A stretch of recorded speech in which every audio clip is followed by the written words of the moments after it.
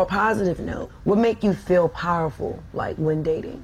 Not compromising my values and like my standards and my requirements. Yeah. I think it just also depends too, like where you guys are at in that stage of the relationship, because sometimes like you gotta just make sure you're giving it to the right person. I think that's important, because it's like when you start giving it to the wrong person, it's gonna like drain you. But then more when you than know it's the anything. right person, because everybody have on a mask in the beginning. Oh, okay. Exactly. So, like, overall, like, what stage of dating do you feel like you start seeing people's true colors? Blocking your blessings. What if you, see, that's the thing. We talk about, like, following us, following our heart, following that feeling, but at the same time, have a whole bunch of requirements on what a person should be. So how do we know, like, which ones are, like, am I being too harsh, or am I being... Well, I think, like, there's some superficial requirements that, like, okay, we can kind of... You can cut down on those. You can compromise on some of those, because it's like, okay, that's not really important. If it's somebody who's genuinely like a really good person, they care about you, they have your best interests at heart, then I feel like, okay, we can compromise on some of those things. But I think like, as long as you're not compromising on like your core values and beliefs and like... That's it. That's it. I'm not exactly marching through Bethlehem or nothing, but I'm gonna keep on my grind. When I'm gonna be making some comments and shit that some people probably not gonna like and shit. But like, what is the worth? You know, what is the worth of a fuck? What is the worth of a modern woman in today's society, in our ethnic community, strictly our ethnic community and shit? They, more often than not, they prove to be a liability than any help, you know, more often than not and shit, you know. I've looked at a bunch of women over the past couple of months and whatnot, and it's just made me so fucking lethargic and shit, you know. Very lethargic, because they can't rise to the occasion and shit. Everything is filtered through their own personal, their own skewed version of themselves, their own self-interest, their own needs and wants and shit, and they're just fucked, okay? You know, I want to apologize if I have any word salad going forward and shit, okay? So I usually just record these on a bump. You know, I'm up right now. Oh, it's it's about like 5:58 a.m. on September 15th, 2022 and shit. I was up, you know. Not misfortunately, I had the misfortune of watching a show which I may or may not review, you know. Yeah, what is the worth, you know? You know, I opened this episode with this clip of Lori Harvey and I think her name's Tiana something, you know, whatever, you know, Tiana something. I should know who this is, right? You know, I'm in my 50s, by the way, but I should know who this is, okay, right? You know, just be a mouth breather like everybody else and just consume and shit, all of this, whatever the fuck they call it, this entertainment and shit. And I have the misfortune of watching Lori Harvey bullshit around with one of her close buddies and shit, you know. And nobody called her on this bullshit, sitting up here. You know, yeah, we bitch about her, you know, her and Michael B. Jordan, you know, breaking up, and, you know, their whole problematic relationship is like, well, why was he even with her and shit? You know, the reason he was with her is because probably he was pressured. We like to think that he was pressured by, you know, a certain segment of our community to actually date a black woman and shit. And he wanted to marry and wife the thing up, supposedly, and shit, okay? Yeah, I said thing. I said thing because all she ever does is ride arms and shit. She just dick rides the arms of celebrities and shit, you know, various grades, you know? And you know, it's bullshit. Nobody calls on this shit. They call on this sleeping around and everything. They call on the sleeping around correctly enough and shit. Alright?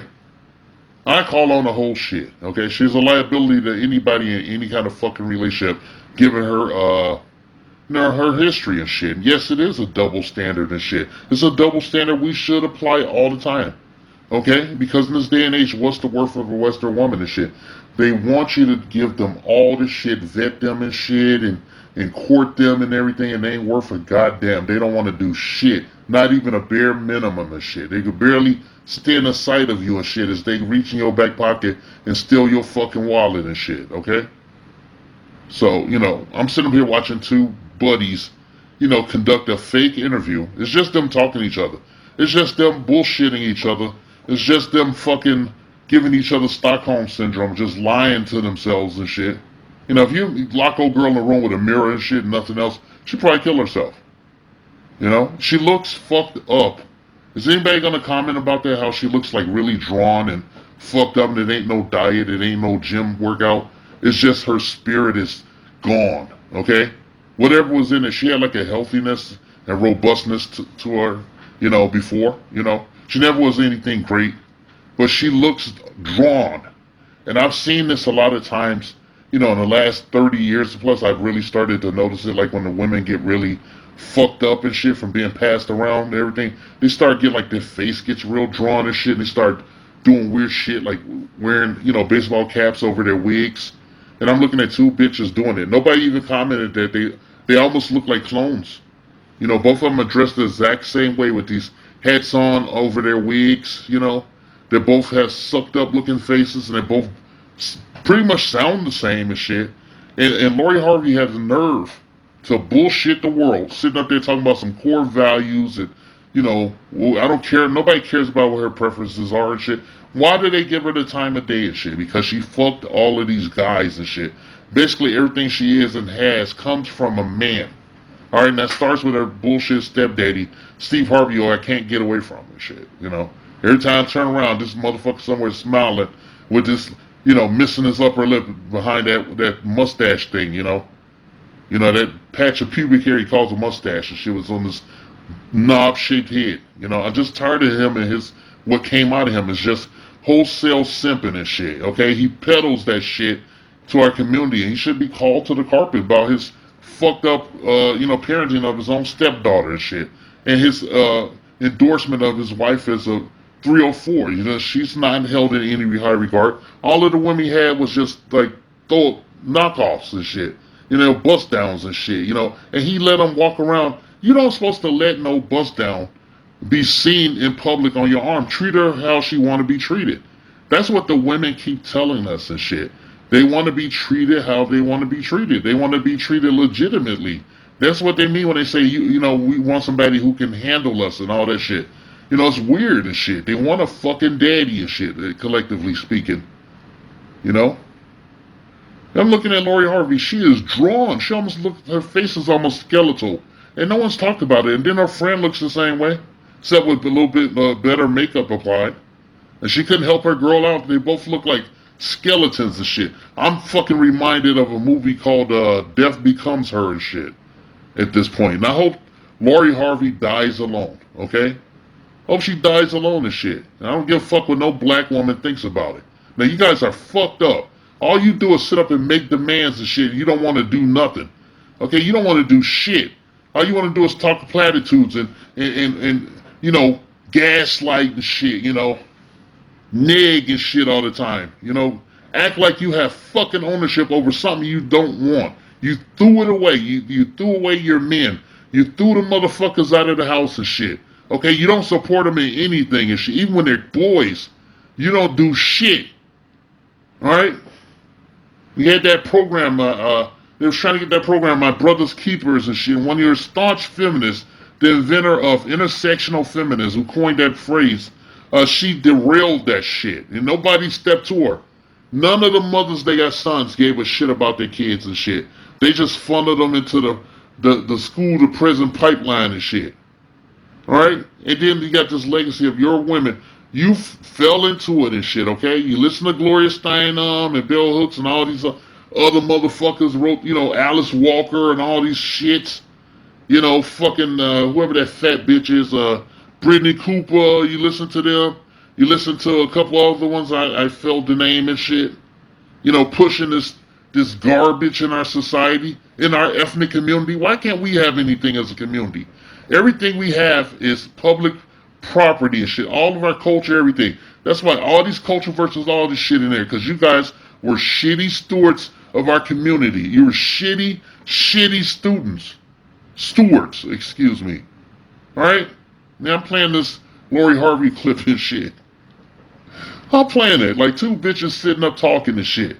Two assholes. I don't know nothing about Tiana Paris's shit, who's sitting there, who looks like an asshole. Okay, I'm gonna call her an asshole for enabling her friend and not just saying, hey, maybe you should slow down a little bit. You know, maybe you should slow down. You just got out of a considerable relationship.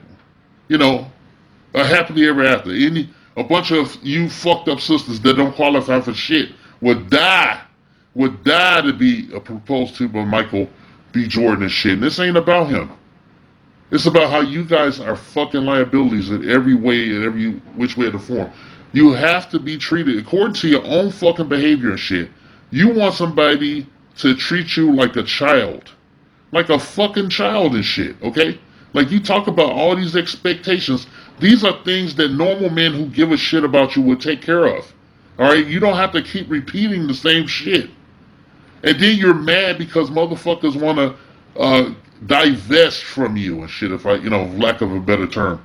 Not to white women, not to any other woman, just from you motherfuckers in general and shit. Because you're hard. You make everything fucking hard. Alright? Now I want to talk to a lot of brothers out there. You with some fucking female, and every waking moment is infused with some kind of drama. Any kind of drama and shit. I'm just going to tell you, like, you need to go, I want you to go somewhere out of her sight if you can manage it. If you can get out there while her doing something to you. Or even if she does, just drag the bitch. Go to a secluded spot and sit there for an hour or two and shit. And tell me how you feel just sitting there and shit. If you find any kind of peace in that moment, that tells you everything you need to know about what she is as a partner and what she would be going forward in your life, children or not. Alright? You're damned if you do, damned if you don't. Your existence with these people is a sword of Damocles. That is a double-edged sword. When you hold it and you use it, it damages you as well. That is why it is called a sword of Damocles. It is a double-edged sword. Alright?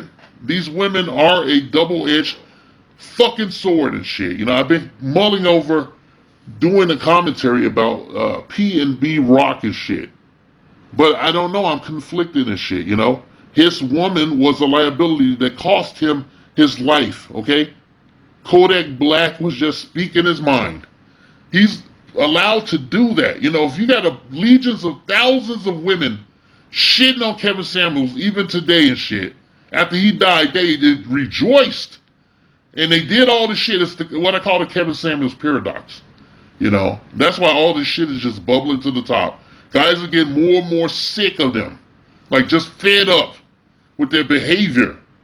And if you're going to stay in this system and shit, you better have some tangibles, okay? You better have money up the ass. You better have enough money for decent legal representation and shit. You got to treat your woman like a fucking infant and shit. Don't let her cohabitate with you, okay? Don't let her floss with you. Make sure that when she goes with you somewhere, that she turns her phone off. If you see her pull her phone out and start, texting and shit, or taking a picture of her food and shit, you leave. Or you get the fuck out of there. Because you're in danger. Look what happened to P&B Rock and shit. Look what happened to him and shit. I'm tired of seeing these young men die. I'm tired of seeing them die and leave behind these women to carry on their legacies. These fake, these imposters, these relationship imposters. Whether they have a kid or not. She has to accept the fact that her post got him killed. Got him killed, like just flossing on some goddamn a shitty meal. I've been to Roscoe Chicken and Waffle. It's no big shakes, okay? There's no big shakes. They got a grits plate there and shit. I believe they still have that. Yeah, it's been a while. I went there two times. I went there one time. I had done a fucking project for a non-profit, and the racists decided, since I was black, that we should seal the deal at Roscoe's Chicken and Waffles, the one on Sunset Boulevard and shit. Sunset Boulevard. There's a Roscoe over there. I went to that one. I was so fucking mad. I almost whooped them, both of their asses. And shit was a man and a woman. I almost whooped their ass. Even the white man had the nerve, the audacity to suggest the grits plate. And then the second time I went, I went to that same one with my mother. She wanted to go there when she visited me, and we went there. She didn't like it. She was pissed off. Well, now, and I saw the other one in the hood. I don't know which one he was shot at. You know, maybe it's that one in the hood. You know, I think like Manchester or some shit. You know, probably got shot over there. And I just thought, I was like, when I saw it was down the street from my barber. I was like, man, I wouldn't go there. Somebody could drive by and just shoot in that bitch. You know, it just looks, you know, living in L.A., man. You know, if you got any kind of common sense, you kind of keep your head on the swivel. There's certain places you don't go. Like you see a bunch of, you know, like-minded faces. You know, see a bunch of your own ethnic group, you know, congregating in any great numbers. There's the high possibility for shenanigans.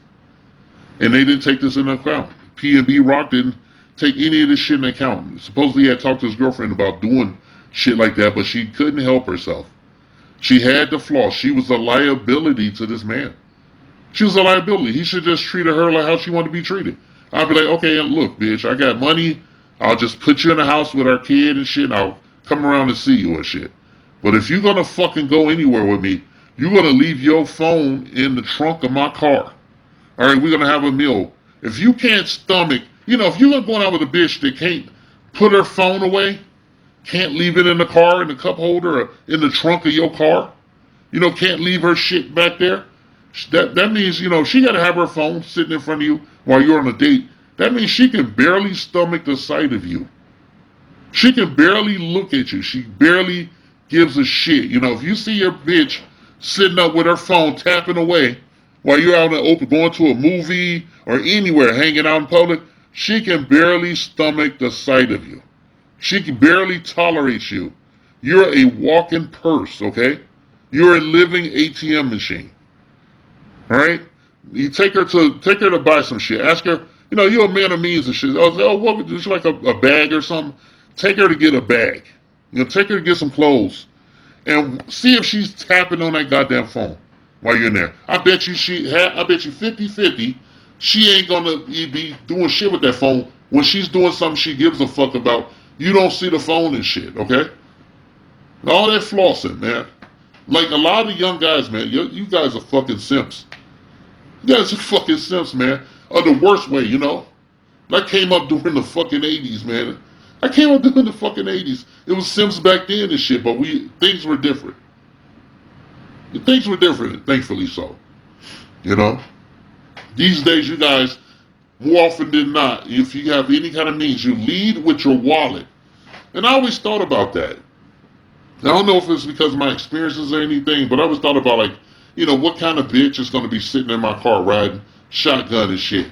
I was thinking about that ever since TLC put out that song, talking about somebody a scrub and shit, the Scrub song. I thought that was egregious. I was pissed off when I heard that. They actually, I want to tell you, back in the day, like when TLC put out that song Scrubs, some dudes in LA made a fucking response called Chicken or something, or Pigeon. I think it was called Pigeon. And they got it taken down. Some dudes was trying to do shit. There was some red pill motherfuckers. They made a response song to that. It was incredible. I loved it. It was awesome as shit, you know. And when I look, you know, I think about P&B Rock, I feel bad, you know. Rest in peace. I cannot say rest in power to P&B Rock because he didn't keep his fucking head on a swivel. He already knew that LA was dangerous and shit to men of means that walk around in certain areas and shit that don't know how to get out of certain areas. You're not supposed to be at that second location at Roscoe's Chicken and Waffle. I'm pretty sure it's like on Manchester or something, you know. Pretty sure. I could be wrong. You know. I'm gonna tell you, like, you know, when my last relationship, you know, the mother of my kid, you know, my wife, who I married after years of courting and living together and shit like a normal person, when she took me somewhere, she didn't do shit like that. She'd take me to a place called Lucy's and shit. Out like you know, outlying area. I forgot where it was. I think it's near Long Beach or something. She would take me to a place like Lucy's or something that has a much better menu, and she wouldn't do that. She had her phone and shit. She wouldn't fuck with her phone. She didn't want us. She hated if we had our phone out, doing anything with our phone. Looking at the phone was a no-no. Okay, a no. And I'll tell you what, we talk every day. Yeah, and she knows. She knows I'm a misogynist, anarchist and shit, and she knows why. And anybody that knows me knows why I'm a, misogynist, anarchist and shit. And one of the reasons is because of, P and B Rock got killed, Nipsey Hussle got killed, all these motherfuckers got killed. They keep their head on the swivel. I'm like, especially when I think about Nipsey, I always think like, when he owned that property and shit. And I'm like, hey man, it's dangerous around here. I don't care who you think you are.